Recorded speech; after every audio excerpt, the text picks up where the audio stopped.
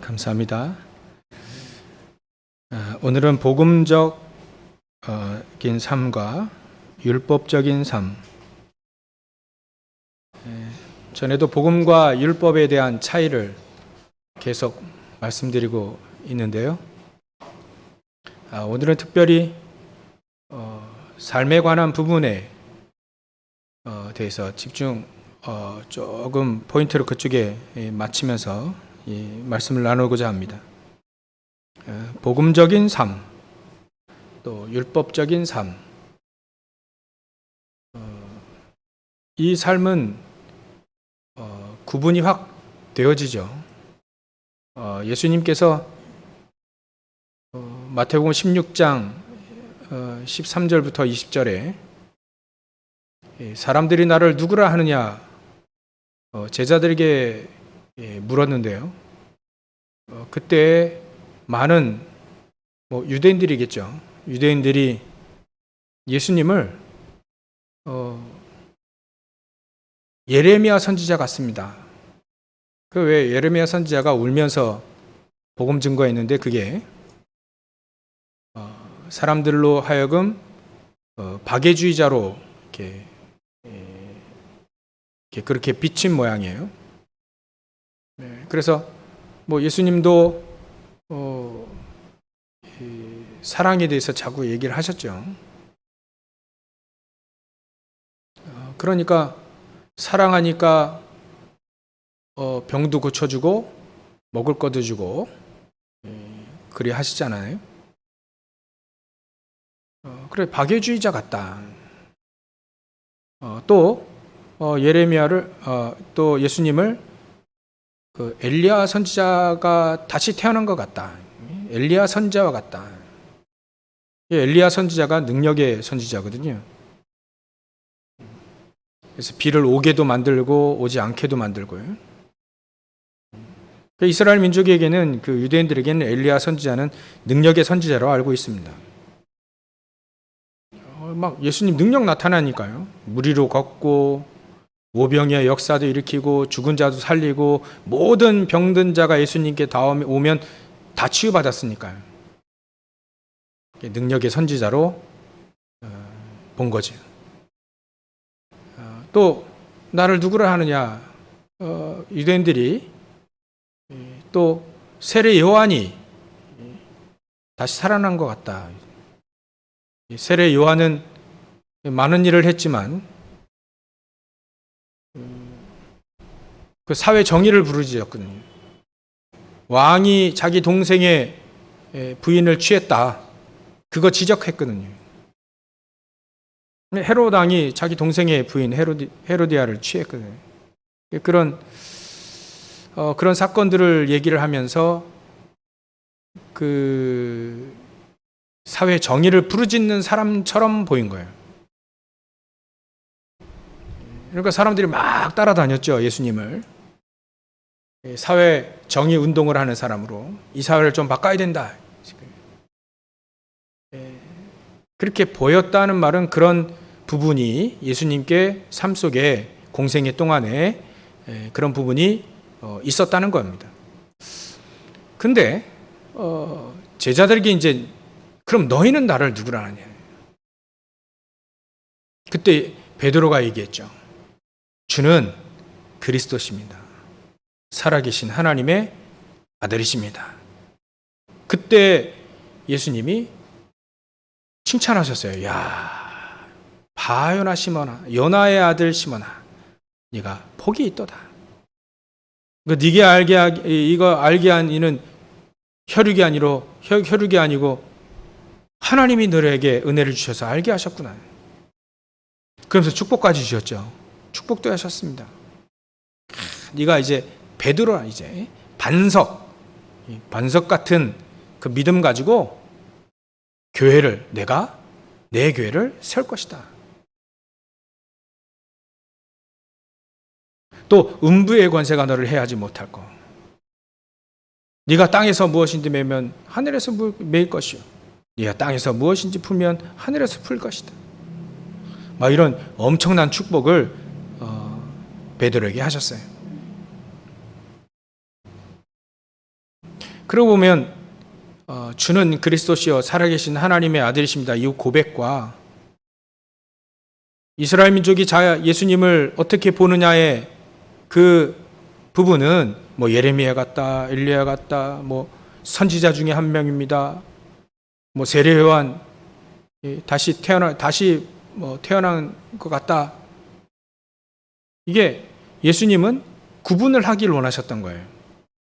이스라엘 민족이 자기를 보는 그런 관점과 베드로가 자기를 그리스도시요 살아계신 하나님의 아들이시다 라고 하는 것은 예수님이 구분되어지기를 원하신 거죠.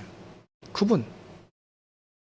그렇다면 우리는 우리가 복음적인 삶을 사는 것과 율법적인 삶을 사는 것은 구분이 되어져야 된다는 겁니다.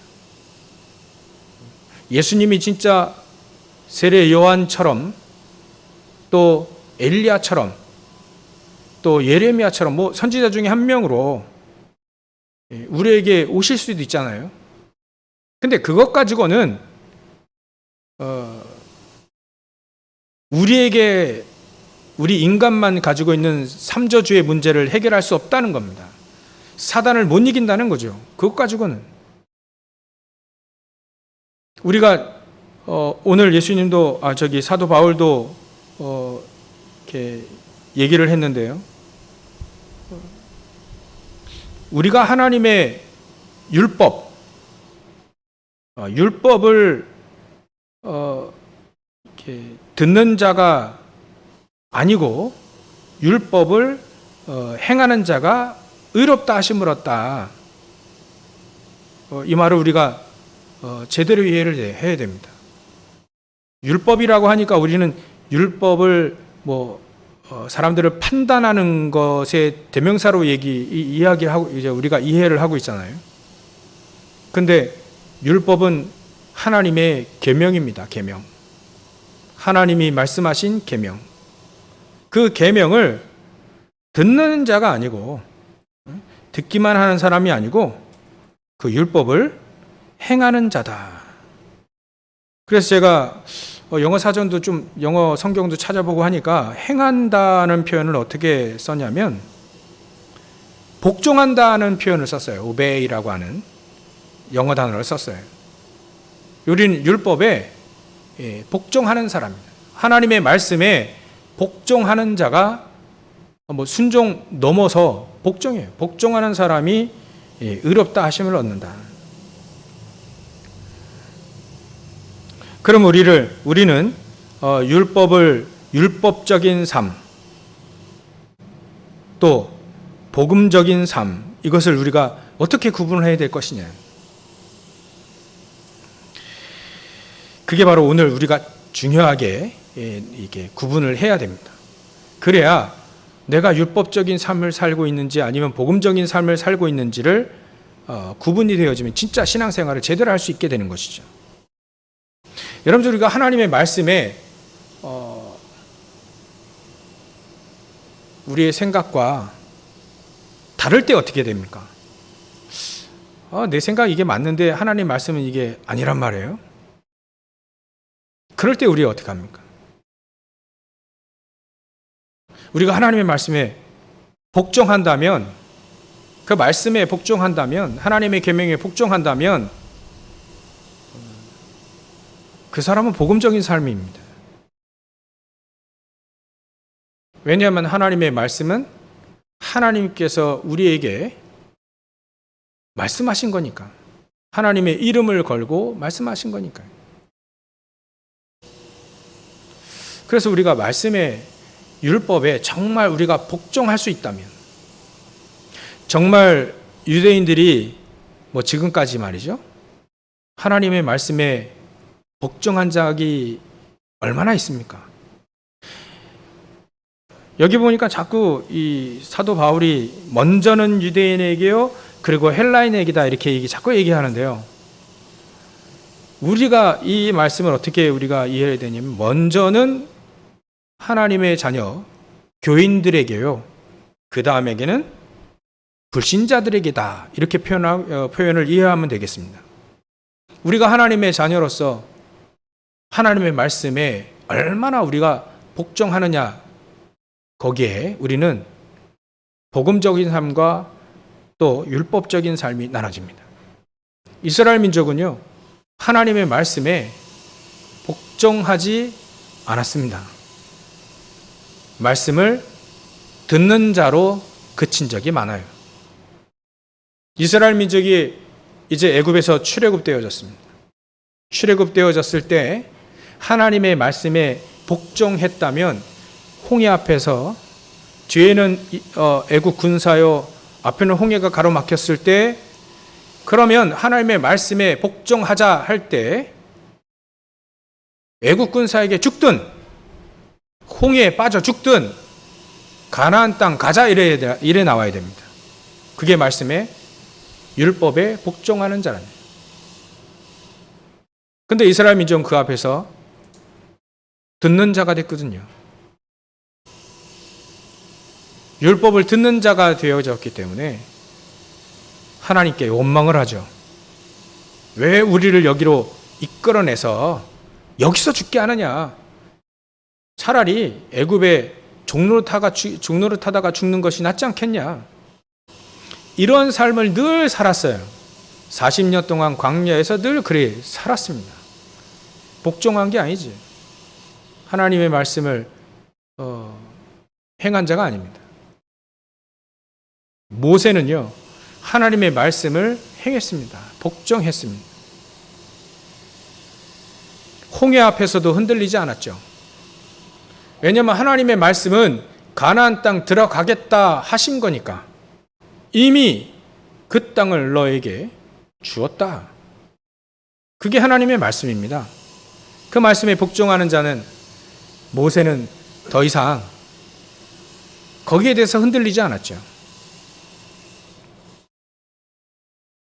여러분들, 우리가 정말 복음적인 삶인지 아니면 율법적인 삶인지, 이스라엘 민족은 지금도 율법을 철저하게 지킨다 합니다. 율법을 철저하게 지킨다 해요. 그 율법에 판단하는 부분, 그 부분은 아주 철저합니다. 그래서 지금도 이스라엘에게 만약에 주변에 있는 팔레스타인 이런 사람들이 폭탄 하나를 터뜨렸어요. 한 사람이 죽었습니다. 이스라엘 민족이. 그러면 이는 이대로, 눈은 눈대로, 저 사람이 나를 눈을 다치게 하면 반드시 그 사람의 눈도 다쳐야 돼. 이게 율법이라 하는 거예요. 율법에 가장, 어찌 보면 율법의 가장 한 부분만을 딱 붙잡고 사는 사람들이죠. 하나님의 말씀에 복종할 생각은 없습니다. 그 말씀을 지킬 뿐이에요. 따를 뿐입니다. 그러면 어이없게도 하나님의 말씀을 가진 이스라엘 민족이 망하는 결과가 오게 되는 거죠. 말씀 지킵니다. 말씀 따릅니다. 근데 복종하지는 않아요.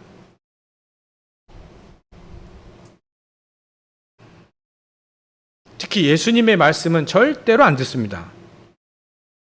예수님이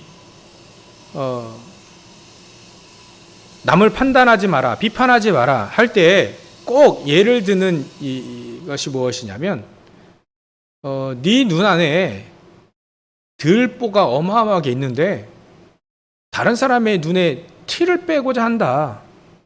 이런 말씀을 항상 하셨어요. 그러니까 여러분들, 들보가 뭡니까? 우리가 이 건물이 지탱되어지려면 기둥이 있죠. 기둥이. 기둥이 5개가 있는데, 이 기둥에 지붕을 올리려면 이 기둥과 같은 기둥의 사이에 들보를 얹어 놓아요. 우리가 지금 이게 천정을 이렇게 막았는데, 이거 천정 걷어내면 들보가 지금 5개가 올려져 있는 거죠. 우리 눈에는요, 이 어마어마한 들보 같은 이게 어마어마한 이렇게 들보가 들어가 있는데, 다른 사람의 요 조그만 티, 요거 빼려고 막 안달한다는 거예요. 그게 하나님의 말씀에 복종하지 않는 삶을 그렇게 표현을 하신 겁니다. 내 잘못은 작게 보이고 남의 잘못은 어마어마하게 크게 보이는 거예요. 그러니까 티라 할지라도 그걸 빼려고 하는 거죠. 그게 바로 율법적인 삶입니다. 하나님의 말씀에 진짜 복종한다면 그런 눈이 아니겠죠. 오늘 1절에 보면 그러므로 남을 판단하는 사람아 누구를 막나르고 내가 핑계하지 못할 것은 남을 판단하는 것으로 네가 너를 정죄함이니 판단하는 내가 같은 일을 행함이니라. 이 말이 괜히 나온 말이 아닙니다. 원래 성경이 쓰여질 때는 이 로마서가 사도 바울이 쓸 때는 편지를 쓸 때에는 뭐 1장 1절 뭐 이런 게 없어요. 처음부터 끝까지 쫙 써내려간 겁니다. 그러니까 1장 32절 1장과 무관하지 않아요. 1장 29절부터 나오면 28절의 설명에 대한 예를 표시한 건데요. 28절에 또한 그들이 마음에 하나님 두기를 싫어하며 하나님께서 그들을 그 상실한 마음대로 내버려 두사 유괴하신 거죠. 합당하지 못한 일을 하게 하셨다. 그 일이 모든 불의, 추악, 탐욕, 악의가 가득한 자요, 시기살인, 분쟁, 사기, 악독이 가득한 자요, 수근수근하는 자요, 비방하는 자요, 하나님께서 미워하시는 자요, 능욕하는 자요, 교만한 자요, 자랑하는 자요, 악을 도망하는 자요, 부모를 거역하는 자요, 우매한 자요, 배약하는 자, 무정한 자요, 무자비한 자라. 또 이런 일을 행하는 자를 또 옳다고 얘기하는 사람들, 그런 사람들이 있다는 거예요. 근데 이게 좀 엄밀히 말하면 로마 교회에 이런 사람들이 있었다고 볼 수도 있고요. 또 불신자들을 얘기할 수도 있는 겁니다. 불신자들은 늘 이렇게 사니까요. 그렇게 살아야 대부분의 사람들이 뭐 그렇지 않은 사람도 있지만 대부분의 사람들이 밥을 먹지 않습니까? 남을 찍어 눌러야 내가 성공해야 밥을 먹잖아요. 이렇게 사는 사람도 또 옳다라고 하는 사람 또 있어요. 그러므로 남을 판단하는 사람아, 이런 일을 행하는 사람, 또 이런 일을 옳다라고 여기는 사람, 또 남을 판단하는 사람. 저도 이 판단하는 사람을 영어 성경을 또 찾아보니까요. 남을 용서하지 않는 사람을 판단하는 사람을 표현했어요. 남을 용서하지 않는 사람. 예수님 늘 용서해라. 또 뭐 무슨 일을 교회에서 일을 할 때 막 오른손이 모르게 오른손이 하는 일을 왼손이 모르게 해라. 막 이런 식으로 쭉 이렇게 예수님이 얘기하셨거든요. 근데 남을 용서하지 않고 사는 율법적인 삶, 그거를 지금 사도 바울이 얘기를 하는 겁니다. 그래서 복음이 아니면, 복음 중심의 삶이 아니면 처음 다 이렇게 살고 있다는 거예요. 이 로마 교회도 그 얘기, 진짜 복음을 얘기해야 되겠다. 진짜 복음을 얘기하기 위해서 내가 너희에게 가기를 원했다라고 하는 거예요. 여러분들, 우리 크리스찬들이 남을 용서하지 않는 그런 경우가 있다면 또다시 우리는 율법적인 삶이 될 수밖에 없습니다. 그러면 하나님, 목사님, 전 사람 잘못하고 있는데 그거 얘기해야 되지 않겠냐. 물론 얘기도 해야 되겠죠. 근데 그걸 지적한다고 해서 그 사람이 고쳐지지는 않습니다. 중요한 건 그 사람이, 우리가 판단하고 여기 보면 정죄하는 건, 재판관이 정죄하는 것처럼 그렇게 한다고 해서 그 사람이 고쳐지지는 않습니다. 뭐 지혜로운 사람은 교훈을 듣고 바뀔 수도 있겠죠. 근데 우리가 지적하고 판단하고 또 정죄함으로 그 사람이 바뀌느냐? 뭐 안 바뀌어도 난 얘기하겠다라고 하면 제가 할 말은 없습니다. 그런 사람들에게.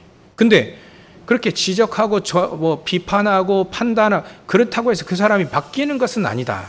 차라리 용서해라. 그 얘기를 하려고 하는 겁니다. 사도 바울. 차라리 용서해라. 왜냐하면 사도 바울은 예수님께서 우리를 용서하셨던 것처럼 자기도 용서한 경험이 있거든요. 왜냐하면 자기를 때린 사람들 있잖아요. 거의 죽음에 이르기까지 40대 때리면 죽어요. 근데 그 하나 가만 36대를 3번이나 맞았어요. 그거 때린 사람들이 있잖아요. 자기를 옥에 가두고 돌로 치고 말이죠. 죽이려고 결사대가 조직되고 자기 동족들이 얼마나 자기를 괴롭히고 죽이려고 했습니까? 돌 맞아서 죽었다니까요. 그 성 밖에 내버렸습니다. 근데 거기 살아났어요. 또 다시 복음 증거하러 또 들어갔는데 사도 바울은요 다 용서했습니다. 복음을 위해 해를 받는 것, 그 사람들 다 용서했습니다. 남을 판단하는 사람아, 그 반대로 한 거죠. 용서한 겁니다. 예수님이 우리를 용서하시고 예수님이 우리를 모든 죄 문제 해결하시고 사단의 문제, 저주 재앙의 문제를 해결하시려고 죄 없으신 예수님이 십자가에 달리실 때 모든 것 다 용서하신 겁니다. 스데반이 자기를 향해 돌을 날리고 말이죠. 돌로 칠 때 뭐라 얘기했습니까? 성령 충만하여 스데반은 이 죄를 저들에게 돌리지 마옵소서라고 용서한 겁니다. 차라리 용서해라.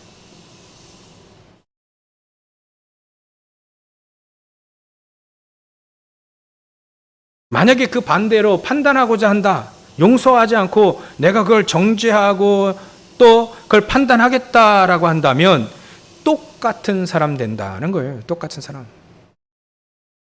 하나님의 사람이 똑같은 사람 되지 않기 원하시죠. 하나님은. 그래서 2절에 이런 일을 행하는 자에게 하나님의 심판이 진리대로 되는 줄 우리가 아노라. 우리가 남을 용서하지 아니하면 예수님도 우리를 용서하지 않는다고 주기도문에 나와 있잖아요. 주께서 가르쳐 주신 기도에 나와 있지 않습니까? 차라리 용서해라. 차라리 사랑해라. 그것이 오히려 더 그들을 변화시킬 수 있는 가장 중요한 계기가 될 수 있습니다. 그래서 손양호 목사님은 용서하셨잖아요. 자기 아들을 죽인, 두 아들을 죽인 공산당 그 당원의 그 청년이 자기 아들 두 아들 다 죽였어요. 그때 손양호 목사님은 그 공산당 그 청년을 용서했죠. 자기 아들로 삼은 겁니다. 차라리 용서해라. 차라리 사랑을 베풀어라. 그렇다면 그들이 더 변할 수 있는 거리가 되는 거죠. 같이 판단하고 있으면, 같이 정죄하고 있으면 그 사람을 변화시킬 수 있는 가장 중요한 계기는 될 수가 없는 겁니다. 그래서 유대인들이 아직도 판단하고 있고 아직도 용서하지 않고 있는 그 모습을 보면 저 사람들은 율법 가지고 사는 사람, 복음이 전혀 없는 율법 가지고 지키고 있는 사람이죠. 율법에 복종하는 사람이 아니고요.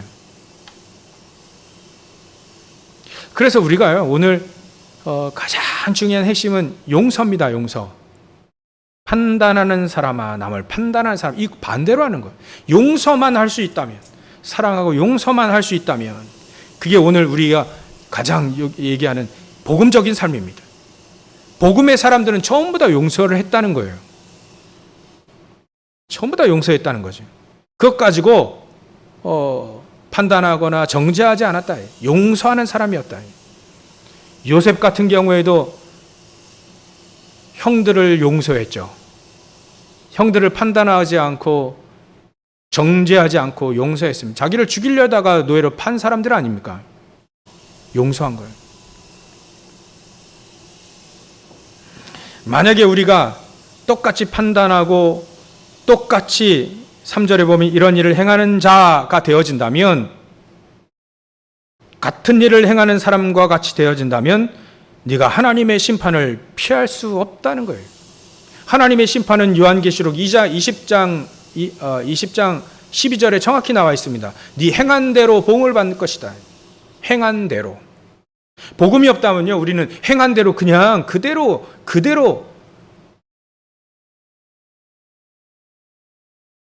심판받을 수밖에 없어요. 그 하나님 앞에는 우리가 모든 행한 것을 다 기록해놓은 책이 있고요. 또 우리가 구원받았는지 안 받았는지 생명책이 있고요. 하나님 그걸 보고 복음이 없다 그러면 죄 문제 해결되지 않았기 때문에 우리가 행한 모든 것대로 죄 지은 것대로 심판받아야 되는 거예요. 여러분, 우리가 하루에 한 번이라도 죄를 지으면 1년이면 365개입니다. 10년이면 3650개입니다. 그거를 100년 산다 해보십시오. 우린 남는 건 죄밖에 없습니다. 그리스도께서 이 땅에 오셔서 그 죄 문제를 해결하지 않으셨다면 우리는 그 죄 가운데 그대로 다 봉받는 거예요. 다 심판받는 겁니다. 그 행한 죄 때문에, 죄로 말이죠. 그러니까 우리가 얼마나 감사해야 됩니까?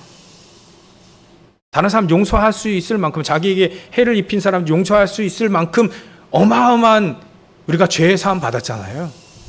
그리스도 예수로 인하여서 모든 죄 문제가 다 해결되지 않습니까?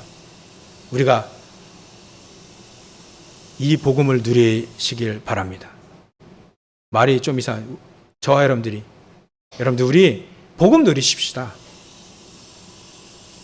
용서하고 사랑해주고 그렇게 사시자고요. 다른 사람 정죄하고 용서 안 하고 똑같은 사람 되지 말고요. 손양호 목사님이 걸어갔던 그 길, 사도 바울이 걸어갔던 그 길, 요셉이 걸어갔던 그 길, 아니 예수님에게 우리에게 주셨던 죄 없으신 그 예수님이 이 땅에 우리의 모든 죄 문제를 다 짊어지시고 십자가에 죽으실 만큼 그 보혈의 능력이 있는 그 복음, 그 능력의 그 복음을 가지고 사시자고요. 그래도 시간이 모자랍니다. 우리 남은 시간이 얼마나 있겠습니까? 시편 90편에 모세는 세월 계수할 수 있는 지혜가 있기를 원한다는데, 아무리 많이 남아야 100년 남아있겠습니까? 깐난장이 여기는 없는데 깐난장이가 남아있어도 100년 남아있는데 그 안에 지기지 볶고 싸우고 뭐 판단하고 비판하고 뭐 여러분들은 그러지 않겠지만 그렇게 살지 않는 것, 진짜 복음적인 삶 사시길 바랍니다. 그렇다면 우리가 이런 복음적인 삶, 율법적인 삶은 우리가 이미 이해가 되어졌기 때문에요. 복음적인 삶을 살려고 한다면 우리가 어떻게 해야 되느냐? 어떻게 하면 이렇게 복음적인 삶, 사도 바울과 같이, 예수님처럼, 사도 바울과처럼, 요셉처럼, 뭐 손양호 목사님처럼 이런 사람들처럼 어떻게 우리가 살 수 있냐? 좀 우리가 점검을 좀 해야 됩니다. 첫 번째, 우리가 점검을 하다 보면요, 우리 장로님도 점검 얘기를 하셨는데, 기도하셨는데, 이게 보면요, 사도 바울이 이런 표현을 했어요. 9절에 보면 악을 행하는 각 사람의 영에는 환난과 곤고가 있을 것이다. 여러분들, 우리가 곤고라는 말은 이 계속적인 어렵고 괴로운 일이 계속 일어나는 그걸 곤고라 하잖아요. 환난이라고 하는 건 가장 극한 어려움입니다. 우리에게 자꾸 이런 어려움이 왜 있게 되느냐? 혹시나 지금 인터넷으로 또 듣고 또 혹시 불신자들이 이 메시지를 듣게 될 수도 있으니까, 환난과 곤고가 왜 자꾸 우리에게 임하느냐? 악을 행하는 각 사람의 영에는 환난과 곤고가 있을 것이다. 이 악은 다른 게 아니고요, 복음에 반대되는 것을 하는 걸 악이라고 합니다. 이걸 사단이 제일 잘 알죠. 복음의 가치를 떨어뜨리고 복음을 정면으로 대적하는 게 바로 사단이 하는 일입니다. 우리 인간이요, 복음 알면 가장 행복하기 때문에 복음을 못 듣게 만들고 복음적인 삶을 살지 못하게 만든 이게 사단이 가장 원하는 겁니다. 그게 바로 악입니다. 그러니까 자꾸 사람들은요, 복음을 멸시합니다. 하나님 마음에 두기를 싫어합니다. 뭐 또 싫어하게 만들어버립니다. 또 사람들이. 그게 전부 다 악이에요. 악을 행하는 자입니다. 어찌 보면 우리가 용서하지 않는다면 욕에 속을 수 있어요. 악에 속을 수 있습니다. 악을 행하는 자가 될 수 있어요. 커다란 악이든 적은 악이든 악이에요. 복음을 크게 방해하든 작게 방해하든 똑같이 악입니다. 복음의 가치를 적게 떨어뜨리든 크게 떨어뜨리든 그건 악이에요. 악을 행하는 자입니다. 이렇게 되어지면 우리가 복음을 자꾸 멸시하고 복음을 자꾸 가치를 떨어뜨리고 말이죠. 우리가 말씀의 가치, 기도의 가치, 또 전도의 가치를 자꾸 떨어뜨리면 우리 영에게는 뭐가 오냐면 환난과 곤고가 자꾸 임한다는 거예요. 그거를 우리가 점검을 해야 됩니다. 우리가 하나님이 가장 원하시고 가치 있게 만든 그 복음, 그 말씀과 기도, 이거를 가치를 떨어뜨리고 있느냐 아니냐, 그거 우리가 점검해야 됩니다. 그 반대로 정말 복음을 가치 있게 만들고 말씀을 가치 있게 여기고 기도를 가치 있게 여기고 그렇다면 10절에 선을 행하는 사람입니다. 착한 일이 아니고요. 성경에 말하는 선은 착한 일, 그것도 포함되겠지만 가장 중요한 비밀인, 영적인 비밀인 복음입니다. 복음. 복음이 가장 선해요. 그러니까 세상 사람들이 선을 행하는 자, 각 사람에게는 이 말을 이해를 못하지요. 복음을 모르니까.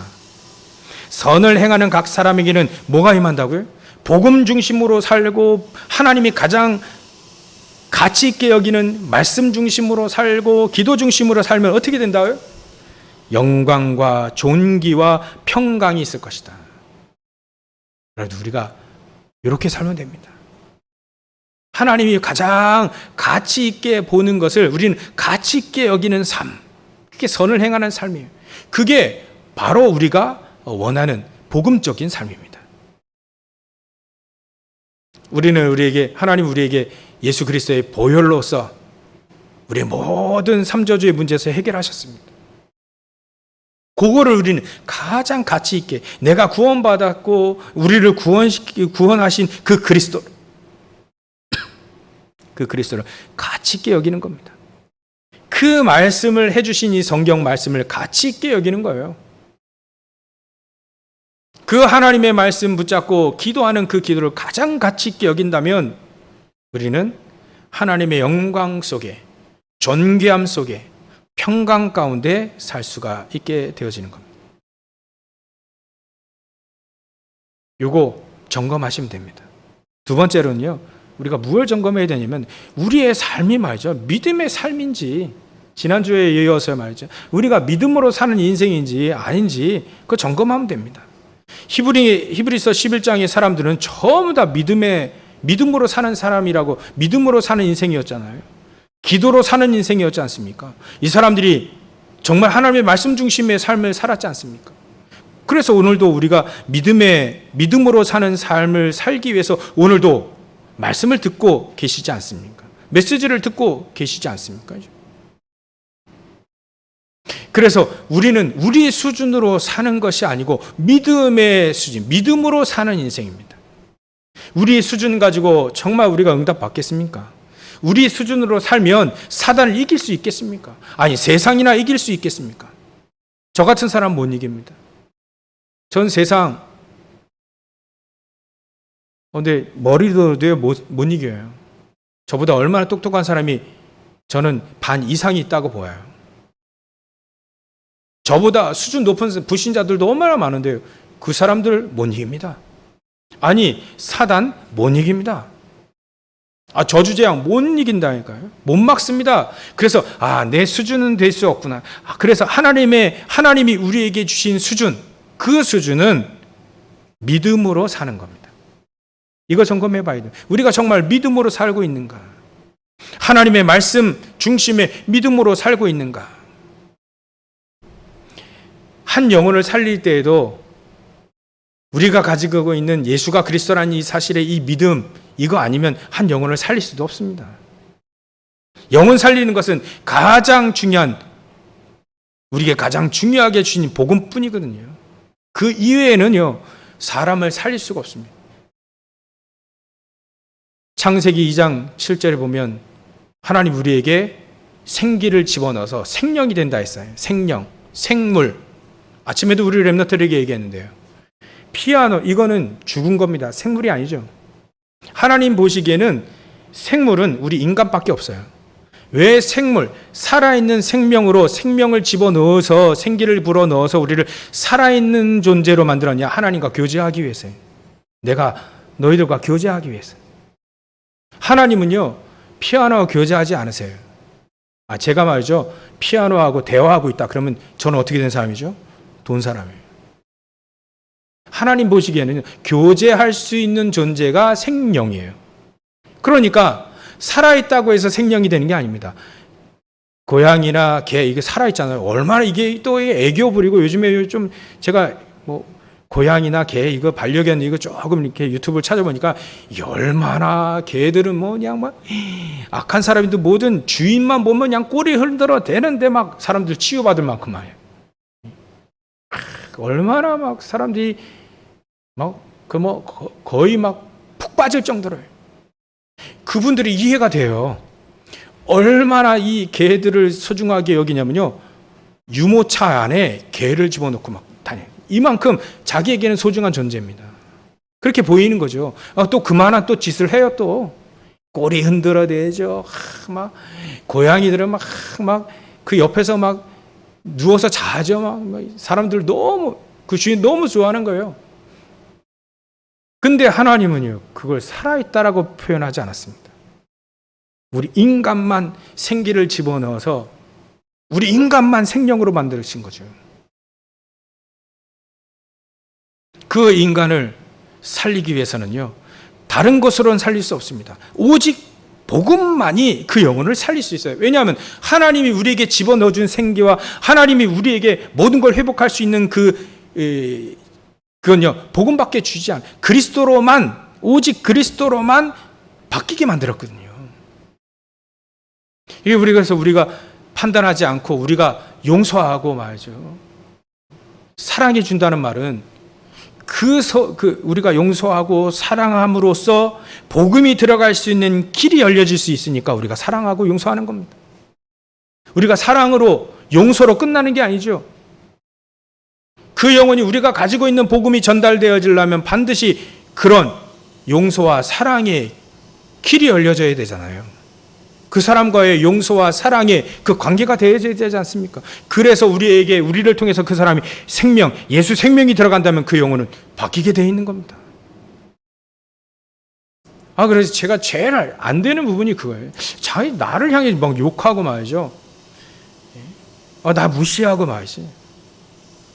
이런 게 제일 잘 안 돼요, 제가. 그래서 하나님, 정말 그렇게 되어지도록 내가 복음을 더 누리게 해주십시오. 예수님은, 죄 없으신 예수님은 우리를 위해 십자가에 달려 죽으셨는데. 그거 하나님이시고요. 사도 바울은 자기를 향해 그렇게 핍박하는 그 사람들 다 용서했는데, 전혀 문제가 되지 않았는데, 하나님, 나도 그 복음의 삶 살게 해주십시오. 제가 여러분들 그렇게 점검하시면 됩니다. 시간이 많이 지나갔는데, 세 번째 또 점검해야 될 것이 있어요. 그것이 뭐냐면, 나의 신앙의 기초가 어디에 있느냐, 그겁니다. 나의 신앙의 기초가 어디에 있느냐. 여러분들, 우리 신앙의 발판 얘기하지 않습니까? 신앙의 기초, 신앙의 발판.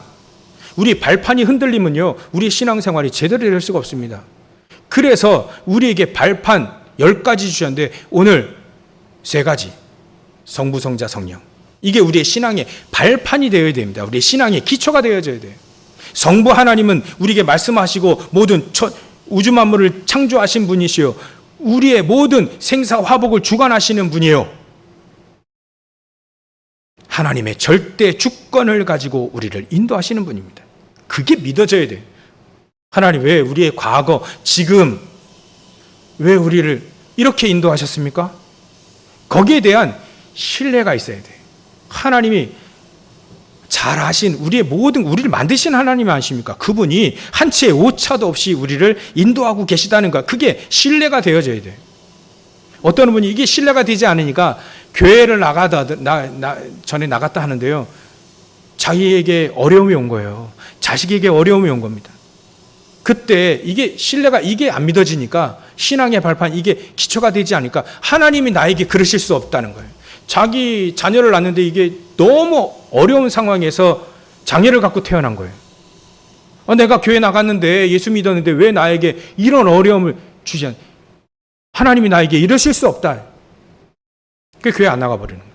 예수 안 믿어버리는 겁니다. 아, 이게 신앙의 발판 기초가 안 돼 있구나. 하나님은요 다 아시고 우리에게 가장 중요한 거 주셨어요.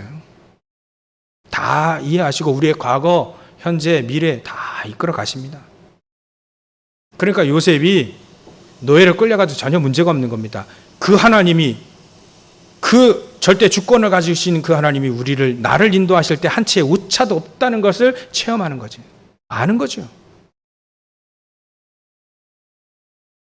그게 우리의 신앙이 발판이 되어야 됩니다. 그리고 우리는 절대로 바뀔 수 없다. 절대로 삼저주를 이길 수 없다. 그래서 우리에게 그리스도를 보내주셨구나. 오직 그리스도 되어질 때만 모든 것이 회복되어지는구나. 그래서 그리스도는 모든 문제 해결자라고 하시는 거구나. 그게 우리의 신앙의 발판이 되어야 돼. 모든 문제 해결자는 거예요. 모든 문제를 해결하실 수 있는 분, 또 해결하신 분이, 그게 우리에게 신앙의 발판이 되어야 됩니다. 기초가 되어져야 되는 거예요. 그리고 성령 하나님, 우리의 힘으로 될 수 없기 때문에, 우리의 힘으로 능으로 될 수 없기 때문에 오직 성령의 능력이 우리에게 임해야 돼요. 그래야 사단을 막을 수 있습니다. 사단을 박살낼 수 있습니다. 세상을 변화시킬 수 있는 이 복음의 능력이 나타나게 됩니다. 우리의 힘이 아니에요. 오직 성령의 능력으로만 할 수 있습니다. 그래서 용서하는 것도 우리가 용서하는 것처럼 보이지만 하나님의 능력으로 우리가 용서하게 되는 거죠. 하나님의 능력으로 사랑하게 되는 거죠. 하나님의 능력으로 그 사람에게 복음이 증거되어지고 하나님의 능력으로 사단의 소나기에 빠져있는 영혼을 빼내는 겁니다. 하나님의 능력으로만. 그러니까 우리가 할 수 있는 게 없는 거예요. 하나님의 능력으로만 되어지는 겁니다. 요게 우리의 신앙의 발판이 되어야 됩니다. 우리가 여러분들 랩너들이 학업을 하고 여러분들 직장 생활을 하고 사업하는 그 모든 것이 가장 중요한 능력이 하나님의 성령의 능력, 그 속에 있어야 된다. 이게 우리의 신앙의 발판이 되어져야 우리는 복음적인 삶을 살 수 있게 되는 겁니다. 결론입니다. 오늘 복음적인 삶, 율법적인 삶, 가장 중요한 용서와 사랑, 또 하나님이 우리에게 주신 믿음의 삶, 어찌 보면 하나님의 말씀에 복종할 수 있는 선을 행하는 자, 어떻게 보면 우리의 신앙의 발판이 제대로 성삼위 하나님이 우리의 신앙의 발판이 되어져야 된다는 것.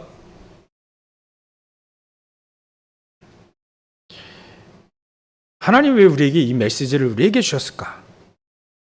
하나님은 우리가 누군지를 제대로 알기를 원하십니다. 세상을 변화시킬 수 있는 마태복음 5장에 나와 있는 너희는 빛이다. 너희는 소금이다. 소금 없으면 살릴 수가 없잖아요. 살리는 존재다. 그래서 큰 믿음을 가지라는 겁니다. 오늘 메시지를 붙잡고요. 큰 믿음을 가지라. 나는 별별 어려운 사람입니다. 그건 하나님 앞에 정말 구원하시는 하나님 앞에 할 얘기지만 정말 우리가 복음 가지고 있는데 나는 별별 없고 하나님 쓰임 쓸 때도 없고 급기야는 하나님이 모세를 부를 때 말이죠. 나는 말주변도 없고 맨날 그거로만 있었고 나는 말주변도 없고 내가 나이도 많고 그래서 애굽으로 안 간다면 모세는요 늘 그 삶을 살아야 돼요. 나는 말주변도 없고 나이도 많고 안 돼요. 우리가 그렇게 속을 수 있습니다. 하나님 우리 보고 큰 믿음을 가지랍니다. 비록 우리는 부족하고 연약하지만 말이죠.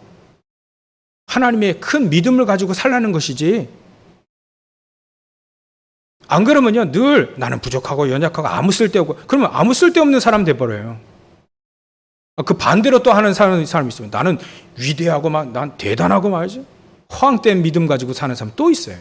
그래 살지 말고 하나님의 자녀로서 큰 믿음을 가지고 살아라. 그래서 우리의 결론은 바로 그겁니다. 큰 믿음을 가지고 살아라. 237 치유 서밋, 우리 장로님이 기도하시는 237 치유 서밋 할 수 있는 교회, 237 서밋 할 수 있는 그 축복을 가지고 살아라. 그렇다면 여러분들이 결론 중에 결론, 무엇을 보고 있습니까? 창세기 3장, 6장, 11장 그것만 보고 있습니까? 우리는 138을 보고 있으면 됩니다. 그러면 복음적인 삶을 살 수 있게 되어지는 겁니다. 우리가 무엇을 보느냐가 가장 중요하잖아요. 복음적인 삶은 바로 무엇을 보느냐가 가장 중요한 결론입니다. 또 복음적인 삶은 우리가 무엇을 가지고 있느냐가 가장 중요합니다. 저와 여러분들이 가지고 있는 게 무엇이냐 이거예요. 사단이 무너뜨릴 수 없는 가장 중요한 하나님의 것을 가지고 있느냐, 오직의 축복을 가지고 있느냐, 유일한 축복을 가지고 있느냐 아니냐, 그거예요. 그래서 현장을 바꿀 수 있는 재창조의 축복의 그것을 가지고 있느냐 아니냐, 그겁니다. 복음적인 삶을 사는 사람들은 가지고 있는 게 다릅니다. 가지고 있는 게 달라요. 또 우리가 어디에 있느냐가 우리의 결론입니다. 결국은 율법에 있겠습니까? 복음 안에 서 있겠습니까? 우리가 서 있는 우리가 어디에 있는지, 우리의 존재가 어디에 있느냐, 그거 가장 중요합니다. 하나님 우리를 보고 뭐라 하냐? 너희들은 영적 서밋이다. 너희들은 하나님의 영으로 감동된 영적인 서밋이다. 세상 것 가지고 염려하지 마라. 서밋, 여러분들의 위치는, 우리의 위치는 하나님의 자녀의 영적 서밋에 있습니다. 그 위치에 서 있으라는 거예요. 우리가 가지고 있는 것은 사단이 무너뜨릴 수 없는 가장 견고한 것을 갖고 있기 때문에, 복음을 가지고 있기 때문에 염려하지 말라는 겁니다. 우리가 무엇을 보고 있냐? 썩어질 것을 보는 것이 아니라 하나님의 존귀한 최고의 것, 영광과 존귀와 평강으로 우리를 인도하시는 그것을 우리가 가지고 있다는 거예요.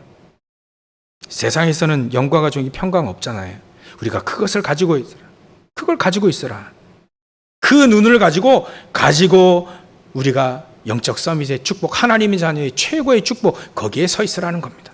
그게 바로 우리의 결론입니다. 여러분들 오늘 메시지를 붙잡고 하나님이 원하시는 최고의 믿음의 삶, 복음의 삶, 복음적인 삶 사시는 저 여러분들 되시길 주의 이름으로 축원합니다. 기도하겠습니다. 하나님께 감사와 영광을 돌립니다. 하나님, 우리가 복음적인 삶을 사는 하나님의 자녀인 큰 믿음을 갖는 죄를 낼 수 있도록 주님께서 역사해 주시옵소서.